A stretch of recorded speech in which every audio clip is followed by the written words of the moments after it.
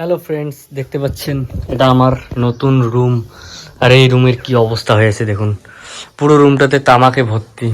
কারণ এই তামাকগুলোকে কাটার পর এখানেই শুকিয়ে দিতে হয়। তো তামাক কাটার ভিডিওটা আপনারা দেখেছেন। তো তামাকগুলো নিয়ে আসার পর আমরা এইভাবে দিই এখানে। দেখুন ঘরটা চারিদিকে দেওয়া হবে এবং উপরে আমি এখনই বাঁশ গেড়ে এই যে উপরে দড়ি লাগাইলাম, দেখতে পাচ্ছেন এই যে দড়িগুলো। এখানে পুরো ঘরটাতে উপর থেকে নিচ পর্যন্ত দেওয়া হবে ধীরে ধীরে। তো আমার নতুন রুম এখন উদ্বোধন হয়নি, কিন্তু তার আগেই আমার তামাক চলে এসেছে ঘরে। এই সময় যেখানে যেখানে তামাক চাষ হয় সেখানে প্রত্যেকটা কৃষি ফ্যামিলিতেই এইরকম পরিস্থিতি।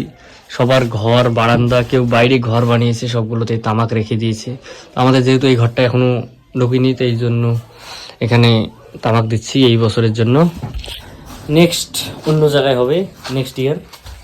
আর এটাই বলার যে আমার রুমের এইরকম অবস্থা, তার জন্যই দেখালাম একটু ভিডিও করে। আপনাদের কাদের কাদের রুমে এইরকম তামাক দেওয়া হয়েছে আমাদের একটু কমেন্ট করে বলবেন। আর এই যে আমাদের এখানে নতুন ঘর হবে, জানি না কতদিনই হবে। আর এই জায়গায় দেখতে পাচ্ছেন আমাদের মন্দির তৈরি হচ্ছে, মা দুর্গার মন্দির। এদিকে মনসা মন্দির এবং হরিবোলা মন্দির আছে।